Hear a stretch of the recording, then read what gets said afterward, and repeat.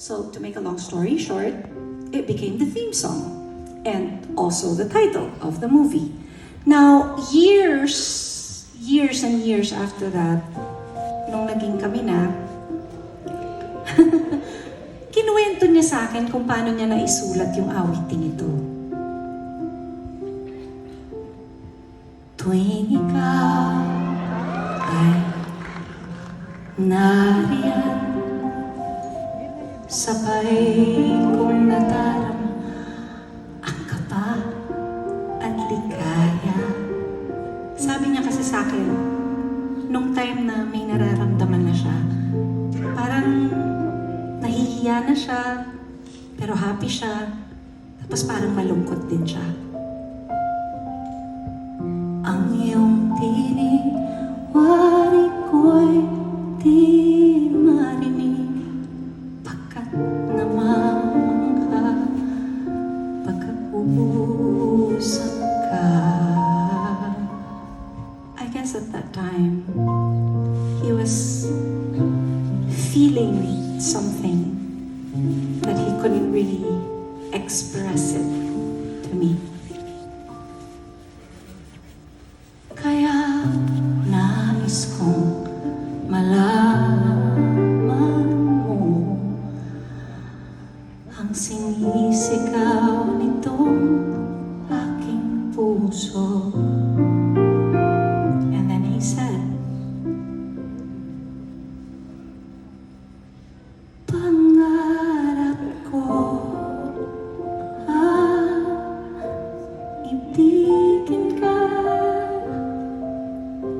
at sa habang panahon ikaw ay makasama.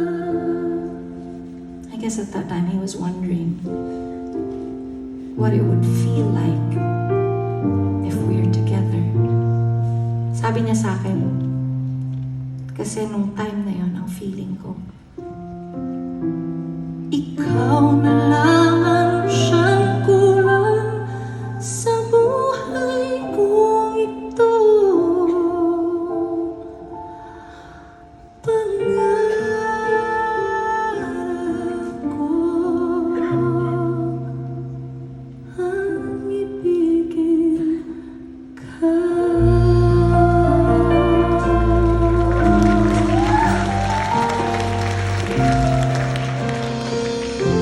Ikaw kaya ay nais din akong makapiling at ibigin.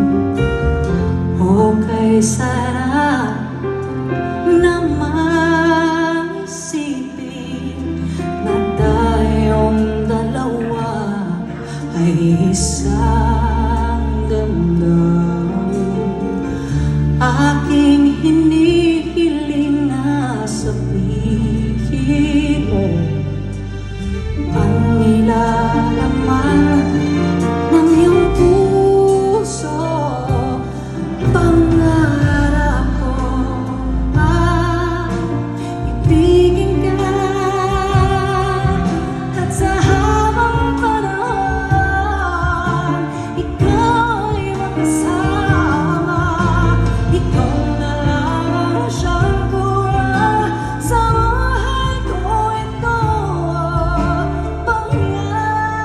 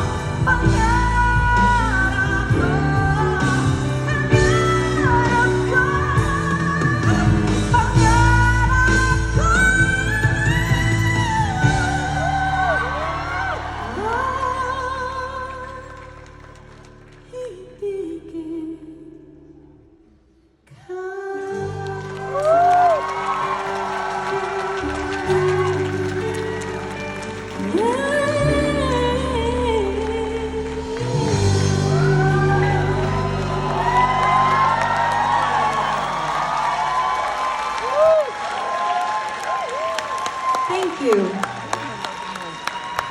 And it's a true story. But of course, he made me kwento. Later on, nung magkasama na kami, I have many songs written for me to sing, but this song was written for me. Oo, claim to fame ko yun. Ang haba talaga ng hair ko, hello. Diba?